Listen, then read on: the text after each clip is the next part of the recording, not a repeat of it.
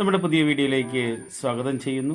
നമ്മളിങ്ങനെ പാൻ ചൂടാക്കാൻ വെച്ചു. പാൻ ചൂടാക്കിയതിന് ശേഷം വെളിച്ചെണ്ണ ഒഴിച്ച് അതിനകത്തേക്ക് ഇഞ്ചിയും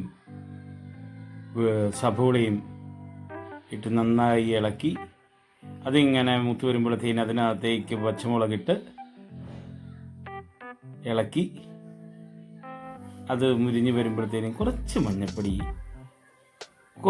വളരെ കുറച്ച് മഞ്ഞൾപ്പൊടി, കുറച്ച് മുളക് പൊടി, ഉപ്പ് ചേർത്ത് അങ്ങ് ഇളക്കുക.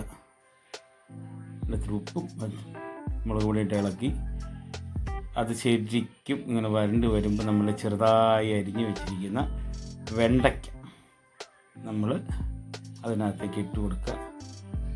വെണ്ടയ്ക്ക നന്നായി വെന്ത് വരുന്ന സമയത്ത് നമ്മളത് ഇളക്കി കൊടുത്തുകൊണ്ടേയിരിക്കുക, കരിയാതെ.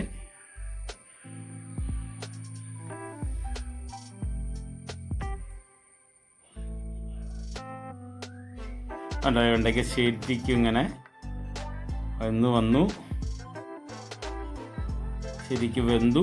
അതിൻ്റെ പച്ച നിറം മാറാതെ നോക്കണം. അങ്ങനെ പച്ച നിറം മാറാതെ ഇരിക്കുന്ന ആ വെണ്ടയ്ക്ക വരട്ടിയതിനകത്തേക്ക് നമ്മളൊരു മുട്ട കുത്തി അങ്ങ് പൊട്ടിച്ചൊഴിക്കുക. നല്ല നാടൻ കോഴിമുട്ട അങ്ങ് പൊട്ടിച്ചങ്ങ് ഒഴിക്കുക. നല്ലത് കോഴിമുട്ടയാണ്. പൊട്ടിച്ചങ്ങ് ഒഴിച്ച് കൂട്ടി അങ്ങ് ഇളക്കുക.